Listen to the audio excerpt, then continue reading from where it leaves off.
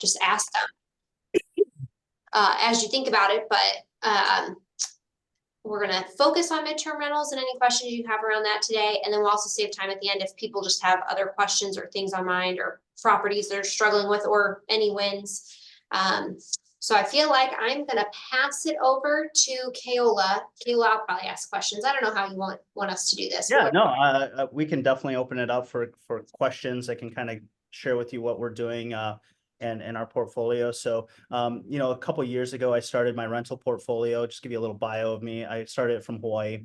Had the opportunity to join Faster Freedom, which is our educational platform that Brian, Sam, and Lucas had started in November. I joined in November of 2020, got our first rental in February of 2021, and utilized, had the opportunity to be the guinea pig, as Suzanne would say, of kind of remote investing. Now, I had a tie here to St. Louis. I had been here before, and then my wife Shannon is you like that word? My wife Shannon, Suzanne. I know, Keola. I was like, do people know now? Can I say? So we just formally got married last week, Wednesday. After 16 years of being together, I think it was time. You know, we have 2 kids, healthy kids, and we're just super blessed. And, you know, I just had to put a ring on it. So we went ahead and did that. And but I was remote investing from Hawaii. We got to about 8 properties utilizing FasterFunds, and super grateful for the opportunity to be given that chance to start my portfolio. And bought our first property. My first property I bought, I showcased that on the Buyers Club a few months ago with Kevin Hubbs. It was my first rental that Brian Schroeder actually sold us. And it's a 2-bedroom, 1-bath in Dogtown, 904 square feet with a fenced-in yard. And the people that were living in it at the time had been long-term renters. The house itself, great bones. However, it was February when I bought the property in 2021. And I don't know if you remember this, but I sure as hell didn't know that the winters were so bad because I had lived in Hawaii. I was living in Hawaii. So I had my contractor out there putting in new windows and everything. It was the worst winter in like 20 years in St. Louis history or something like that in 2021. Anyways, there was wind coming through the floorboards and everything like that. So we sealed up all that and everything. But my point is that we were charging $700. They were charging $700 a month to rent there, and they've lived there for 5 years. And so we went in there and rehabbed it, fixed it up. We inherited the tenants, obviously, and then they wound up wanting to stay there during the rehab, which I don't recommend you do. Okay. Like if you got just let them go, you know? And so they stayed there for another year. We charged $1,100 a month in rent on this place on Nashville Ave in Dogtown, just right off of Tam. A great location. I don't know if everybody's familiar with that area, but we love that little property. We still have it. Rented out for $1,100. Was talking to my buddy Kevin Hubbs, and he's like, "Yeah, Kristen and I are going to do a travel nurses and stuff like that." Then now fast forward to 2022, I had already moved here, etc.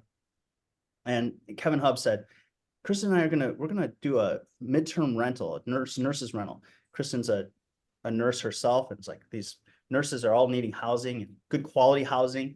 And Kevin said, "We're going to do this." And I said, "Well, I want to do that. I want to do that, Kevin." And Kevin's like, "Yeah, hey, this is what I'm doing. This is what we got, the SKU letters and their SKU numbers and everything like that. And of what furnishings that were needed for it." And I had some experience in short-term rentals back home in Hawaii. So to me, it was kind of a no-brainer. Furnished housing, you know, it's just a different strategy. And that's what led to our first rental. We currently rent that out, and I'll show you on Furnish Finders here.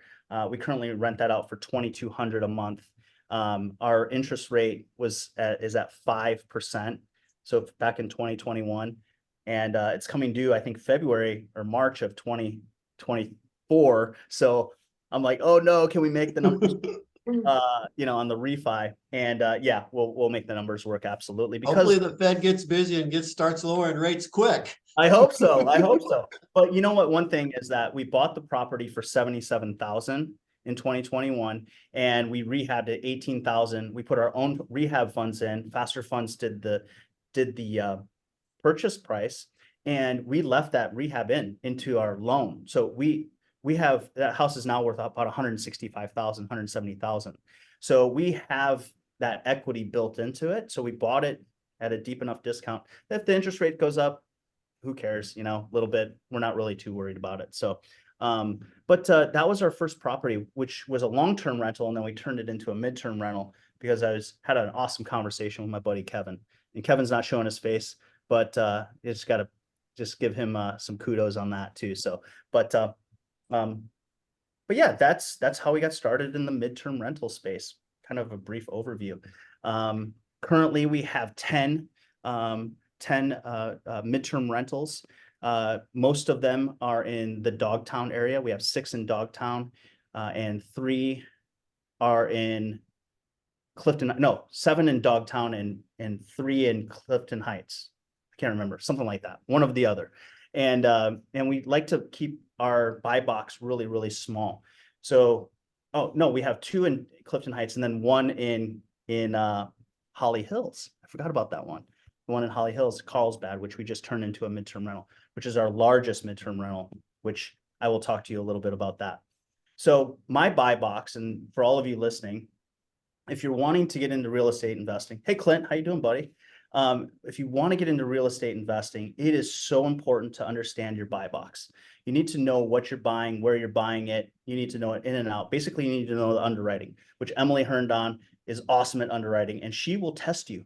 And so will Suzanne. They will test you on your knowledge of your underwriting. So make sure you do your numbers and get the budget costs and everything like that in there. We focused on our buy box, which is just a few zip codes that we really like that are near hospitals. 63139, 63110, 631 those areas. 2-bedroom, 1 baths, 800 to 1,000 square feet. We're not getting into these large houses, 3-bedroom, 2-bath houses too much, unless it's a really good purchase price. But 2-bedroom, 1 bath with a fenced-in yard. We found that if you allow people to bring their dogs, small dogs, into their units, it makes the nurses feel more safe. They like having their dogs with them. Number 2, we have dogs too, so we can relate with that, right? We want to cater to them and make sure that they're taken care of. So they're hey Mike, how you doing, buddy? Yeah, so we're focused in on a very, very small focus market. I think when you jump around to different areas, you just don't have enough data or information to make a solid strategy and focus on like what you want to do in long-term, midterm, or short-term rentals. It doesn't matter. If you need to focus in on your buy box is what we found. So that's what we've done, and that's kind of it in a nutshell. I can go over some of our properties we have on Furnish Finders. We have 4 on there currently, and the rest have already been rented out off market. We have 2 that are getting ready to be put on market, but all of them have been rented off market just because of us reaching out to agencies, reaching out to other nurses, and that's how we're able to create that sustainability in our portfolio, our for midterm rentals. So, Keola, can I ask a couple questions around that? Sure. Yeah. So when you post on Furnish Finders, how long on average are you finding your properties take to find someone? Okay, so you have to understand that there's cycles in the healthcare industry. And it's usually what we found is like mid-November, just before Thanksgiving, to January 1st. There's a window of time where it's pretty slow. I mean, it's pretty slow. And what happens is about 2 weeks before January 1st, we start getting traction. Like right now, I've got 3 inquiries and direct bookings with properties that I haven't even hit the market, but I've been just messaging them because they were interested in other properties that we had. So I'm trying to fill like our property on Cutter and our property on Plateau. We haven't even taken pictures on it. So I'm going to go out there and FaceTime with these. Shannon and I are going to go FaceTime with these nurses So about 2 weeks, so about a week before Christmas, it starts to pick back up for January. So it's about a month and a half. Other than that, it's full. I mean, it's absolutely crazy. I think it has to do with your location. I think it has to do with your price point and being fair to those travel professionals. And I think it's I'm overly communicative. Like I'm almost obsessed with the communication in the beginning, especially. So I think that's why we've been able to keep our units full, is they see that we're professionals. We have a verified badge as being an owner of these properties. So that gives us another credibility piece. I think that that helps with the vacancy of our units. So yeah, I don't know if that answered your question. Did I answer your question? Pretty much. Yeah. Right? And then, like, how quick do you approve someone and they move in? Is it like a couple weeks? Is it more like a month? Yeah. So what'll happen is they'll do an inquiry, and immediately what we use is we use KeyCheck, which is a vertically integrated background check, criminal background check, credit check, white labeled essentially through Furnish Finders. And Furnish Finders will send an email to them. They'll put in their information. We'll get the credit check back, the criminal background, all that, eviction, all that information, and then we'll make our decision based on that. So it could be, as far as like, it could be the next day that they could go into the property. It could be a week from now.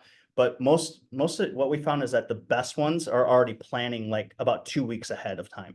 So they're putting in their application, or they're running their credit, getting that done. And then what we do is we send a lease over from apartments.com. We use apartments.com because, well, they have an option. They can use credit card payments that go directly into a bank account. Or if we use apartments.com, which is what we use, they can do an ACH, so they can get away from the fees, because the fees can add up for those travel professionals. So we just try to make it as cost effective for them and convenient for them, so they're not paying these fees. Because you have to remember, they're traveling from different states and they've got deposits and money all over the place. And we just want to make the fees as low as possible. And it's also another added kind of value piece that we can say, hey, we don't want any fees, or a credit card. We don't want to charge you any credit card fees. We don't think that's fair. And it's just a great piece to talk about too. So it could be the same day, next day, but as soon as that lease is sent over and verified, all that's verified. And as soon as they put their deposit down and their first month, or that month's rent, they're ready to go. Yep. And then so I know long-term, you're kind of or long-term rentals, you're typically signing a lease, you put them in there, and then that's it. Yeah. Short-term rentals, there's a big hospitality component. What do you feel like for midterm rentals as you onboard them onto your property? Is there more of a hospitality aspect, or does it kind of feel a little bit more similar to long-term? Yeah. So I think the reason why we've had such a great great success with our midterm rentals is because we're relationship driven. So it took a minute, and I think Kevin can kind of vouch to this, is in the beginning, you kind of are out there in the middle of the ocean in your little dinghy, right? And you're kind of just trying to figure it out. But once you get one person in there, and you might attract them through your price point, right? So the price point comes in and it might be a little bit less than what you would normal, but you want to build the relationship with that travel professional, which then what happens? They talk to the agency that they're part of, right? So it's very relationship driven. So we always go and we introduce ourselves. Some people do the short-term rental route where it's on a lockbox. I don't want to see you. There it is, right? We leave a little gift basket for their dog and a gift basket for them, right? So we try to almost short-term rental accommodations for the first 2 to 3 weeks, just hey, let's check in, let's see how things are going. Is there any problems with our unit that you found? And we're just overly communicative, especially in the first 3 weeks.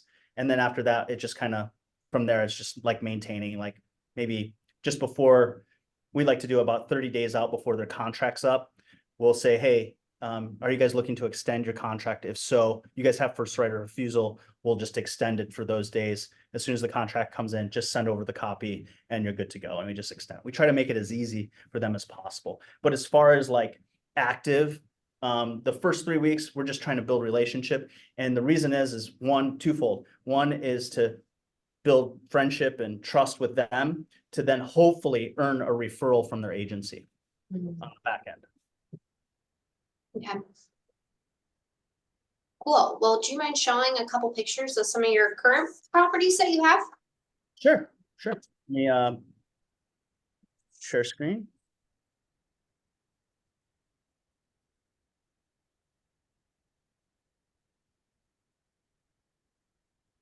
I had it all set up. I promise I had it all set up here and I don't know what happened to it. We're all good. Okay, here we go. I guess the other question I have while you're pulling that up is, do you always require like a 3-month lease, or are you kind of just like minimum is 1 month, but you can do up to this? Like, what does that look like on like furnished finders and how you? Great question. Our minimum is 30 days. And the reason why we do 30 days is to bypass that short-term rental law that's going to be coming down the pike before we know it, right? Is that anything under 30 days is considered short-term. Anything over 31 days is considered long-term. Excuse me. Yeah, 29 days, whatever the rule is. But I like to stay minimum 30 days that they have to stay in there. That way we can work around that loophole. So 30 to 90 days is typically what we see in the contracts, which is a great window of marketing opportunities to other agencies, and it gives us a great runway to market that property, right? That 3-month window into other traveling professionals, agencies, etc. So did that help? Yeah, I think that was good. I'm always curious what people do, but I feel like right now there is upcoming regulation for a lot of short term, but really anything 30 days or more, there's no regulation. Yeah, it's considered long-term Yeah. rental. This is let's see, I can go to a different property here. Let's see, go to, I don't know. Okay, let's go to this one. I don't know which one this is, but I'll talk about it. Okay, so this property right here is currently rented out. It's over on Craft in Dogtown, right up from Sonny's Cantina. I don't know if everybody's familiar, but just off of Manchester Road, Sonny's Cantina, and then you just go up Craft. It's on the right-hand side, 2014 Craft. We bought this property for $109,000. $109,000 from Faster House, and I think they picked it up for like 85 or 90 or something like that. And I wound up buying it from them, and FasterFunds helped with the purchase price and the rehab on this, and we put 25 into this property. This house appraised for $210,000. This property. This is a 1,100 square foot livable space on the top floor, and then the basement has, I did this myself, an egress window. I did the permit, I built out the egress window, I went down to the permitting office down the city, and I don't know if you guys, let me see if I have a picture of it here. Did you cut the concrete out to build the did. window? I did. You had a concrete saw? I did it all myself. I want to see a video of that. Holy there it is, shit. right there. There it is. You see it back there? It looks Yeah. great. Yep. I did that myself, by myself, you guys. So Keola, can I hire you to do one for me? I'll have to contact you because it was yeah, for sure. I can help out. Maybe I can do some consulting. But so I was quoted on that egress window. See how it's right here? Yep. So it's right here. It's right. Sorry, let me pull it up here. It's right here. Well, so I had a few quotes on it, and the Woodards came down. They said like $12,000, and then another guy said, $15,000. I'm like, F this. I'm gonna see if I can do it. And I did. I went down to the permitting office and the guy was like, yeah, just do a drawing. I'm like on paper, like with a pen and paper, like just draw it. And he's like, yeah, just draw it out to best of your knowledge, what you think it's going to be. And you know, I'm like, really? It's like the Wild West in the city. I promise you. And, he's like, yeah, do this and this. And so boom, I went in there with my, it was in the springtime and it was like, I think I even called Kevin. I was like, dude, I might need your help or something. Like, I don't know. I need to lift out this brick, but I cut it. I cut it with a wet saw, did it all, knocked it all out and did it myself, YouTube University. And the total on that whole thing was about $1,500, including the window. Now my labor is obviously, I didn't charge, myself for the labor, but that's what it was, Did you dig out that window well? Yep, Or was I that dug it there? all out. I dug it Holy all out. shit. Yeah. I'm impressed, man. Yeah, yeah. I did all that, reinforced the beam across and there's supposed to be a metal, I forget what it's called. Dusty knows what it is, but it's like a metal thing across it and made sure membrane or whatever and did everything that I was supposed to do with it. Passed the permitting process. I got a permit for it. I didn't do anything, like trying to bypass it. Did it all through permitting and the building inspector, Tommy Chaneth, was like super impressed. I was like, yeah, dude, I did this by myself, man. And yeah, so anyways, that's kind of a highlight of this the reason why I share that with you is that the $12,000 expense would have put me into a retail position. I would have had to have sold this property. I wouldn't have been able to keep it, right? So in the beginning, when you're trying to find properties, the numbers, the lower purchase price that you can, the lowest purchase price that you can get and the lowest amount of rehab that you can do, but still make it look nice and everything, some sweat equity into it to gain control of that asset. A lot of people just aren't willing to put in the work, right? A lot of people just want, I'll just flip this thing. Well, you flip it and you'll never see that property again. That property was built in 1904. Okay. So, had a new membrane put on the roof. And the cabinets were all here. These cabinets were all here and so on and so forth. Bought it and then we refied out. I think we refied out at that time at about 6.5%, 7%, I think, is what we refied out at, and it's been full ever since at $2,400 a month. That is by far our busiest one. Like as soon as this person leaves on the 28th, I promise you April 1st, we'll have somebody else in there until probably September, October. It's always busy, this particular unit. Now on our listing, you guys, if you're interested in getting into midterm rentals, your headers are super important, right? So look, I said close to hospitals, safe, pet friendly, 2-bedroom, 1-bath home with fenced in yard, right? Your headers are super important. This isn't a short-term rental where you're like, it's a beautiful cottage in the heart of Dogtown. They don't know where Dogtown is, you guys. They're coming in from a different area. They don't know. They just want to know it's safe. Is it close to hospitals? Is it pet friendly? Is it a fenced in yard? That's it. Keep it simple. And does it have washer and dryer? A lot of them, they want in-house, same level, hopefully same level washer and dryers. And then if you notice here on the right, our deposit, I picked this up from Kevin.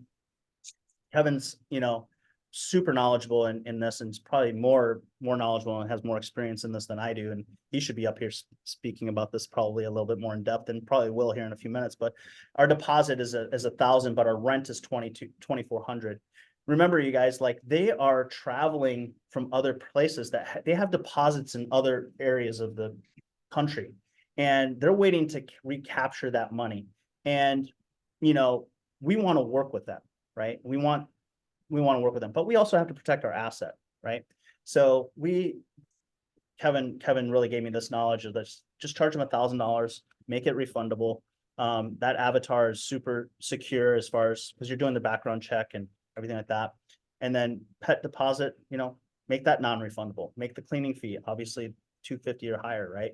Like those types of things. And then if you look at the proximity of the hospitals, which is what we highlight, they're all within, 10 minutes of 15 minutes. That's the key. You want to be within 15 minutes of the hospitals.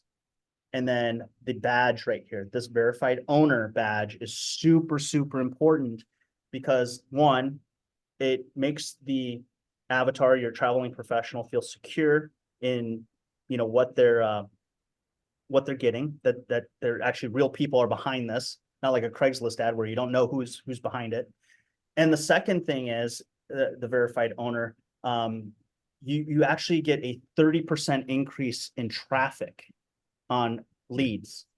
Now, remember, Furnish Finders is only a marketing platform. It's not a booking platform. It's not like a VRBO or a HomeAway or whatever. It is a marketing platform, and it's up to you to create those relationships with it. And that's why I found such a passion with it, is that I love building relationships. I love network. Some people don't, and they would rather go the short-term rental, put a key on a lockbox and be done with it.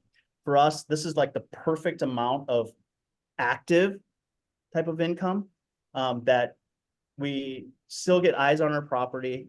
We don't have to worry about them beating the shit out of our property like some long-term renters do. I mean, beat the hell out of our properties. And then we can also keep up on maintenance, which can build up over time. And if you're not careful, it can get the best of you. So here's another property real quick, and I'll let you. This is the Dogtown one that Brian sold me. This is it over on Nashville, 6436 Nashville Ave. Cute little house. As you can see, it's not overly decorated like a short-term rental where you got the accent walls and, you know, all the stuff all over the place, like STL, you know, whatever.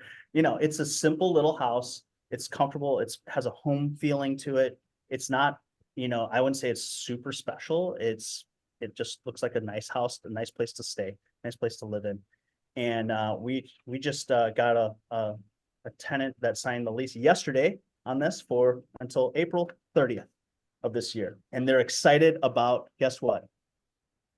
St. Patrick's Day.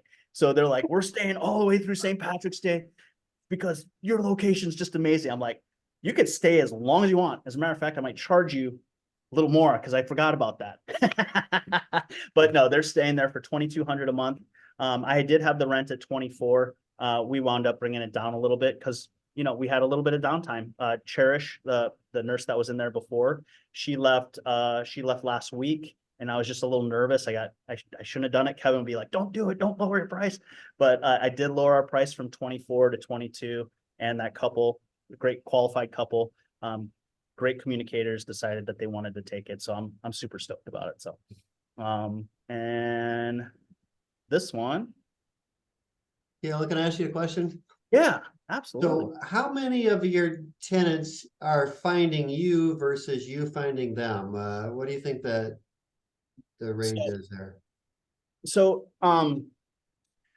well, so a lot of times, like the tenants only see what we have available, right?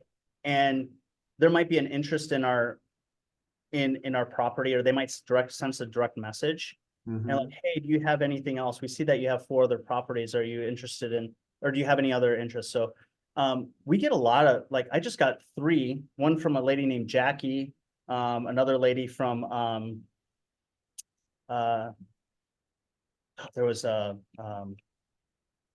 Jackie, Lacey, and then another one. I got all wanting the house that I showed before. Or I didn't show you this one. So I got direct messages. It's that 2 week before January 1st. Yeah. We're starting to see a lot more traction. So obviously the one I'm having, this one's signing on Friday. No, I'm sorry. Which one is it? I was to label them the same, so I don't know which one I'm doing. This one is signing on Friday for until April, but I haven't changed the date or anything like that. And again, I lowered the price because I got nervous. You know, I was like, oh shit. And then I should have just kept it at 24 because she would have paid 24. But so you got these out there on Furnish Finders, and anybody that's on Furnish Finders can see them. Do most of the people that you get see your property on Furnish Finders and reach out to you through a DM, or are you reaching out to people yourself? So they're mostly reaching out to me. Okay. I would say most of the time they're reaching out to me, but you have to remember, like, I've got a little bit of a pool of people that from previous stays that I have relationships with that have been talking about our properties to their agency. And I keep up with it just in that text. Hey, Presley, great.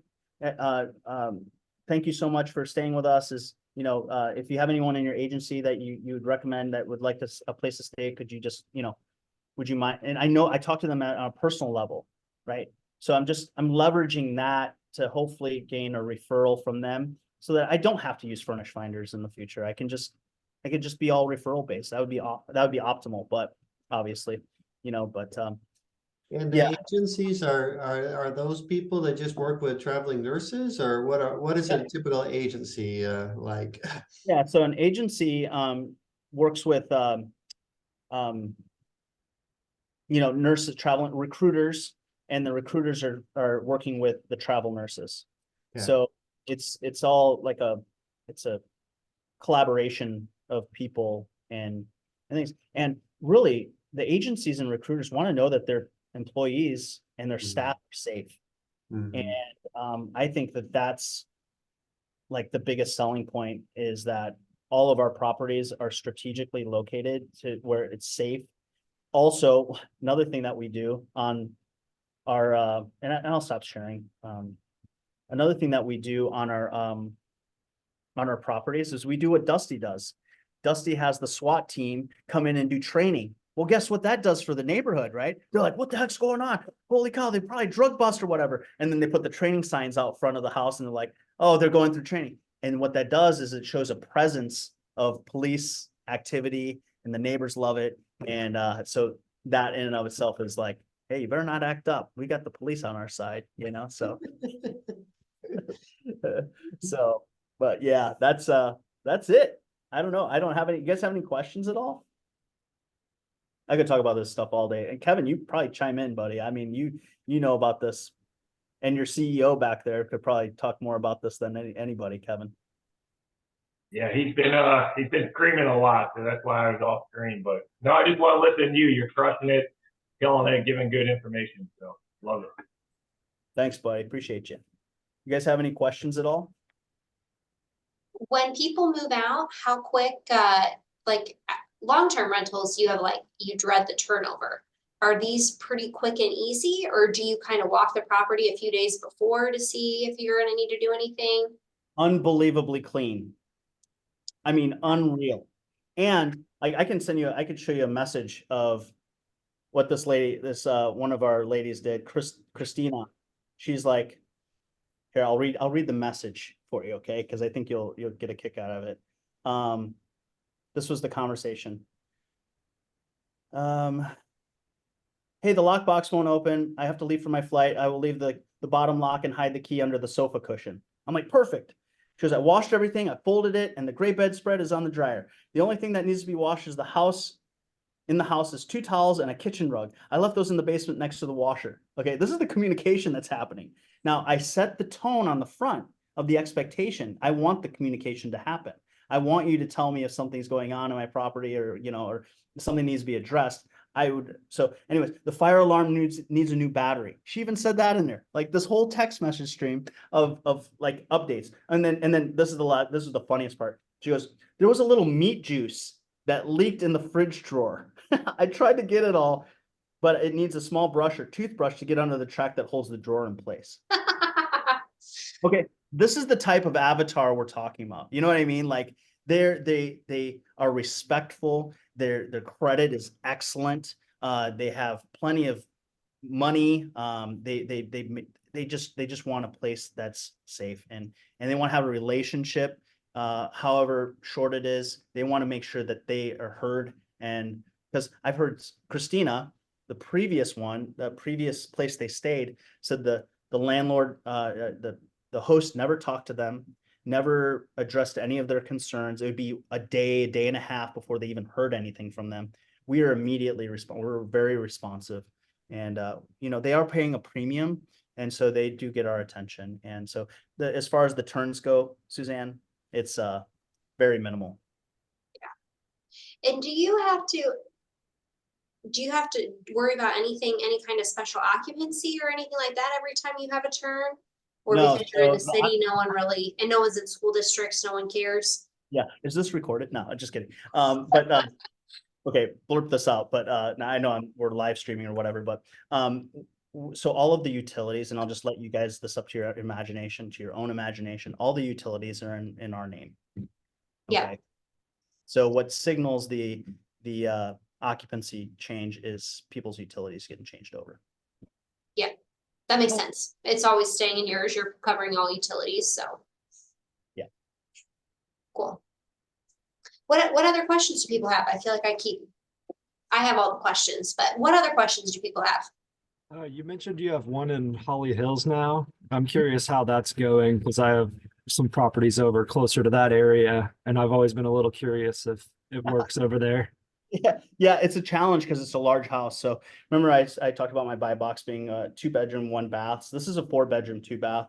So it's a little bit different strategy than a furnished finders. It's more of an insurance is really what we're marketing towards and talking to is families that are displaced through fires, flooding, those types of, so ALE solutions, I was corporate housing, I always get it mixed up. General housing, there's a company out there. Anyways, I'm in communication with them. I always get them mixed up. But insurance is our play on those larger units. Yeah, we're not doing the travel nurses unless they have like 3 or 4 nurses, or a group of them that want to rent out a larger home. But I haven't seen much on that. Mostly it's insurance. Do you think Holly Hills, the area, would be fine for a midterm rental if you're more in that 2-bed, 1-bath? It's on the cusp, quite honestly. If you look at, like, if you go down Kings Highway and when you looked at the property, when you're doing the underwriting for that property, it took you 15 minutes just to go down from the Highway 64 to Carlsbad, the area, right? Like they have to be closer. If you're going to use it as a travel nurses, it needs to be at least 15, like max 15 minutes away. If it's more than that, it's running into trouble. And that's the reason why we're pivoting towards the insurance side of things, is because of that. Not that the houses or the area, it's just people that are nurses and traveling, they're on call. They have to be to the hospital by a certain, and BJC is right down Kings Highway. So that's where the largest traffic comes from for those traveling professionals. But yeah, Holly Hills is a great area. I know you got all yours in that same area there, Keola, but Kevin, I think you branched out to St. Charles. Did you get that one up and running yet? Or do you have any that are not in that same little buy box area that Keola's are? No, I'll have St. Charles to be up and running by February 1st is the goal. Gotcha. So we'll test it out. I think it should do good. And I was actually looking at potentially moving into another area and doing temporary military housing as midterm rentals as well. It looks like there's a demand for that.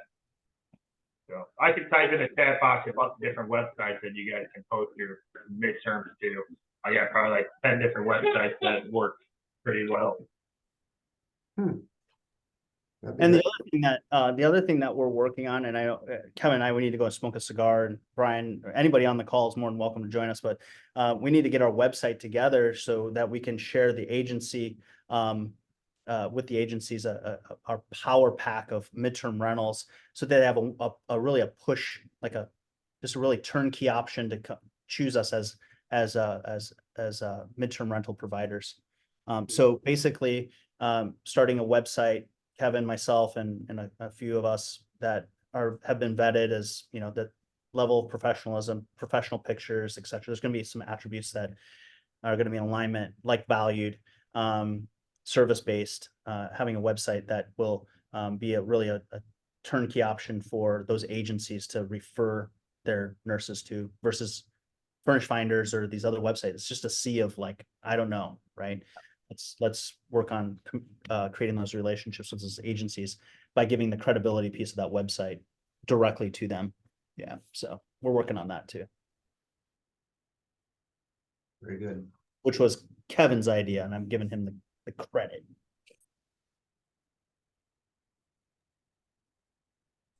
What other questions do people have for Keola? I think one of the biggest questions I've gotten is like, what about the short-term rental space? Is it going to be saturated? You know, people are going to go into the midterm rentals. You guys, it's relationship driven. And you know what a lot of short-term rental people have been doing? They've been sitting back and collecting checks. They haven't been going in and doing any work. They haven't been creating any relationships. And that's the differentiator with us, is that Kevin, myself, a few other people in the midterm rental space, we're out there actively pursuing people and investing and making deposits of into these relationships every week, monthly. We've been taught by the best, Brian Schroeder, of how important relationships and networking is. I mean, we're not recreating this. We're not recreating the wheel. It's a different strategy. And I think a lot of these short-term rental people have been they've been fat. They've been eating fat and they haven't been running lean. And that's the problem, is that these guys are, it wouldn't surprise me if we can get a few short-term rentals at a decent price here coming up. Keola, I love your passion. I feel like with midterm rentals, short-term rentals, like long-term rent, everything in real estate, it's all about what are you passionate about and what fits your personality and what you love. And those are the people who succeed. And I feel like what I hear throughout is, I have a lot of people who will call us and be like, oh, we're gonna get in the midterm space, but they don't have a passion for it and they're not excited. They don't know what they're doing. But I think the people who succeed, like you and Kevin, you done your research, you've created processes, and you're super passionate about providing a quality product to the right people. So I just want to commend you on that. Yeah, I speak the language as a medic in the military. So our healthcare providers, I'm all about, serving others and helping others. And it's just an alignment. I speak that language and it's authentic. It's natural to me. So I really appreciate kind words and you recognizing that, because it is something I'm passionate about. I know Kevin is as well. And his whole family are all a bunch of people that are all about serving others. So it's just really, really, really cool. I finally found a space that I really, really enjoy. I got mobile homes. I don't enjoy that, Brian. I got a few long terms. I would love to just throw a couple little grenades in there and just get rid of them, but without people in it, of course. This is recorded. So but absolutely, midterm rental space is just absolutely. What did you say, Michael? I said good catch. Yes. Important part. Well, it's very true. What you said there, Keola, is that finding your niche, and it sounds like you've found your niche. It's important for people to find what their niche is. And sometimes you got to try out a few things to figure out what it is for you. 100%.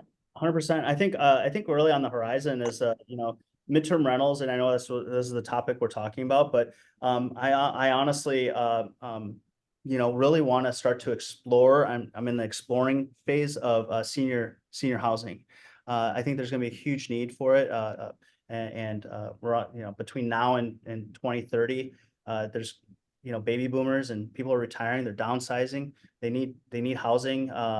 They have the capital from their homes that they recently maybe sold, and they just need more of a place to live, and I'd like to explore that a little bit too in the future. So that's kind of what's on the horizon for me. And I think my biggest lesson from you, Brian, was find something you're passionate about, and it's fun, that you enjoy, and don't worry about the other stuff. It's not worth it. And finding that out, I had to learn the hard way somewhat. Well, to find out, you got to try, right? Sometimes you don't know what the hell you like until you try something and find out. So I love it. Thanks for sharing today, man. Absolutely. Thank you for the opportunity to share what I'm really passionate about, and good seeing everyone. Keep it up. Hey, I got one more question for you, Keola. I've been thinking about it just before we go. How do you where do you at this point get most of kind of your furnishings and such, and what's that process look like for you at this point now that you've done it a bunch? Yeah. So there's also times of the year that furniture really comes up, and what we found is wash you May timeframe. These graduate students, which is also another niche, really get into, because the graduate students aren't there to party. right? But they have the capital to put into a nice house, or, they want to have a nice house, they want to have nice things, but they don't have the, they don't want to worry about furnishing it. And so I think that's a niche that I think somebody could really monopolize on. But graduates that are, or people that are graduating from college that have the IKEA furniture, they're just offloading it at bargain discounts, so we found Facebook Marketplace is a really great one to tap into. Also Ross, Marshalls, Walmart.com, ordering things online, Amazon.com. A lot of that stuff.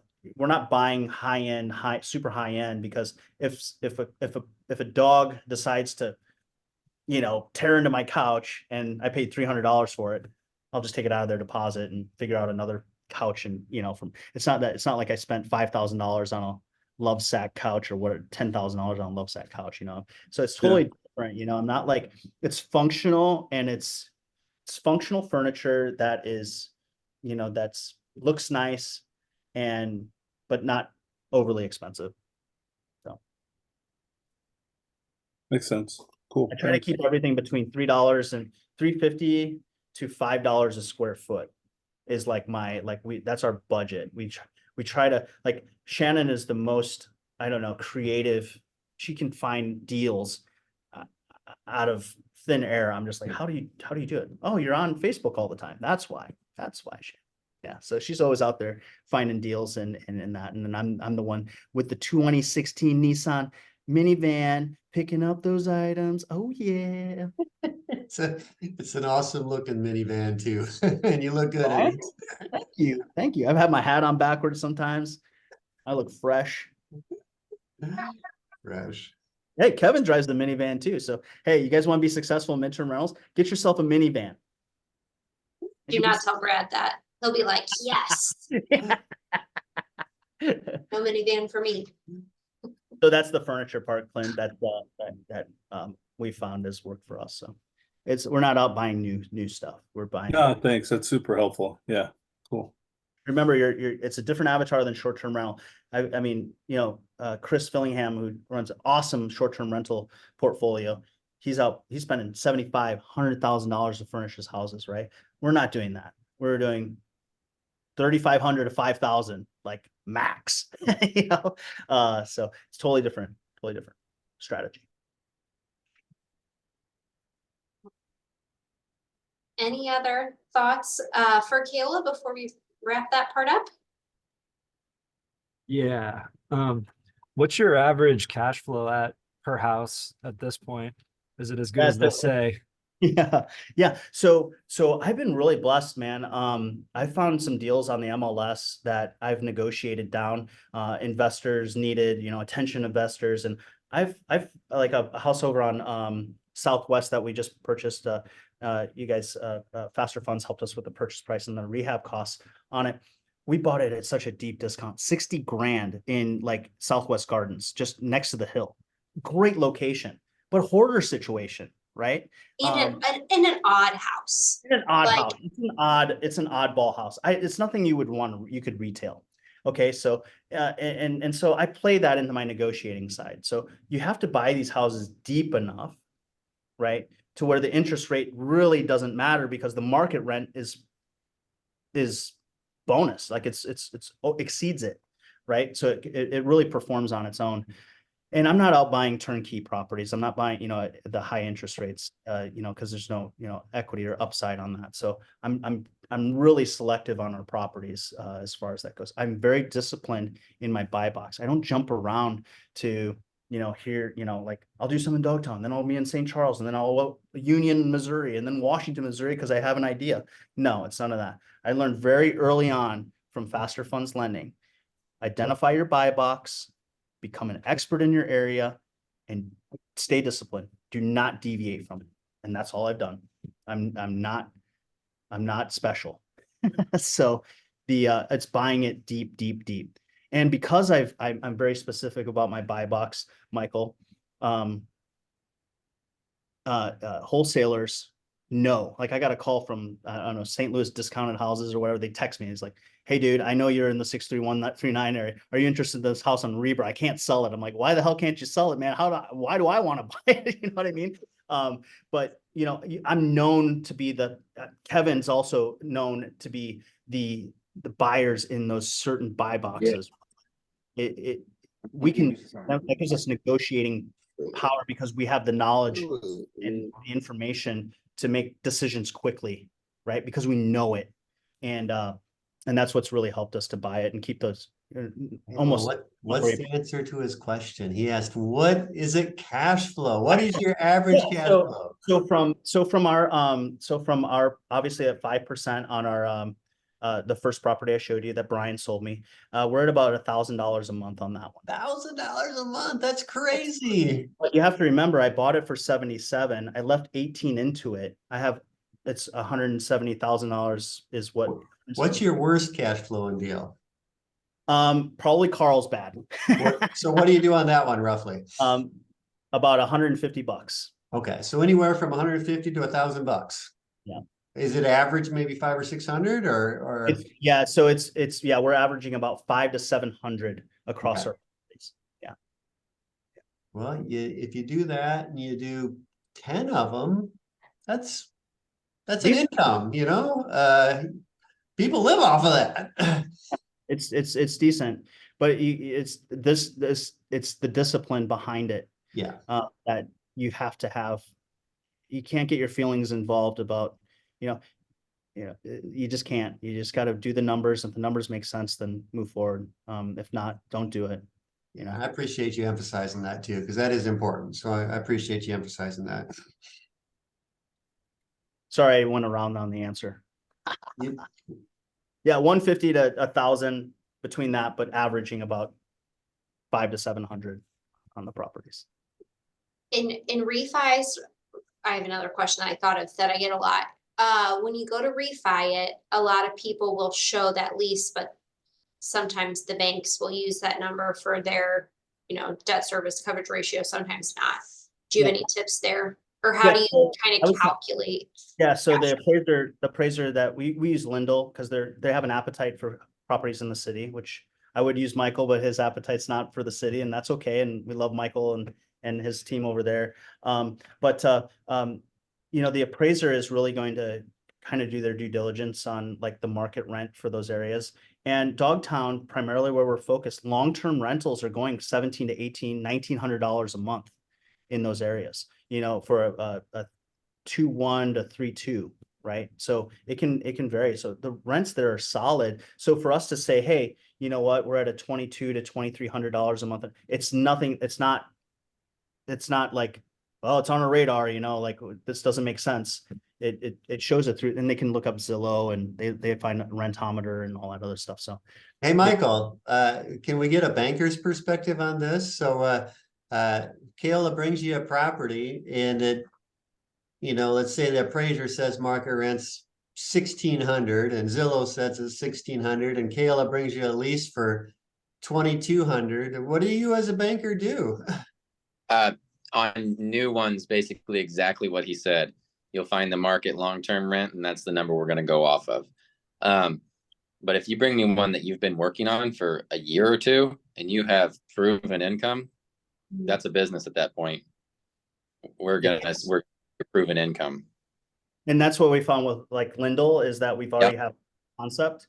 So they trust that we're, now they did bring their ARV down to on the appraised value. It was 80. Now it's 75. So now knowing that we've got to really be very, very, very conservative on our numbers. But yeah, we're just working the numbers and gain control of those assets. Cause I heard this quote is like marry the mortgage and then date the rate or something. I don't like that.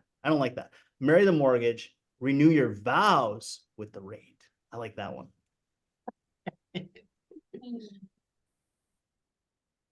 Good to know. That's a good. I'm marry the house. I like the house. Yeah, marry the house. Yeah, marry the. Anyways, I hope that added value to someone that's looking to get in the midterm rental space and if there's anything that you guys need, please reach out to me. I can put my cell phone number in the chat and yeah, happy to grab some coffee with you or anything like that. So Cool. Kayla, you crushed it. Sorry to step on you there, Suzanne. Apologize about that. Kayla, you crushed it. Can I just do I'm like everybody I run into this week and for the next month or two, I'm going to be saying this too. So I'm going to say it to all you guys. We are launching a Facebook group for Buyers Club. And we were like playing with it. Rachel's our tech person. We were playing with it today. So this was streamed live within our Facebook group that only has like 4 people in it right now. But so this was our test case. But it will, I guess it'll stay there. I don't know. We did a little technical difficulty at the beginning. So it was, but it turned out all right. But you're all going to get an invite to the Buyers Club Facebook group. I would love for you guys to accept that invite and help us make the group awesome. And what you need to do to help the group be awesome is just be yourselves. Celebrate your wins. Ask for help when you need help. Comment on other people's posts. Just do stuff like that. So we would absolutely love to have you as part of our Facebook group for Buyers Club. So be on the lookout for that invitation. Thank you. Thank you. So, Perfect. so you want us to put like content, not like just post deals up there on, right? Like, I think that was one of your biggest things is like every other Facebook group we're not like every other Facebook group where we want to add value to our members. We want to add value to people that are a part of our community. And one way to do that is by adding content. Real content. Yes. And I think when you learn something and you learn something new at an occupancy inspection, or you I feel like all the time we learn different things. So you can post on there, and it's a great way to, when you join the group, just look for stuff like that too, because it can be helpful everyday tips that people are finding out and experiencing and seeing. Well said. Cool. Well, it is 1 o'clock, so we are going to wrap up for the day. Yeah, so thank you, Keola, for doing this today. Super appreciate it. And thank you all for joining. We are not going to have this call next week. So enjoy your Christmas, Happy New Year, and we will see you in 2 weeks. Merry Christmas. Yeah, 2024. Yeah, see you next year. Yeah. See you guys. I said 1924 to begin with. Yeah, not 1924. 2024. See you guys.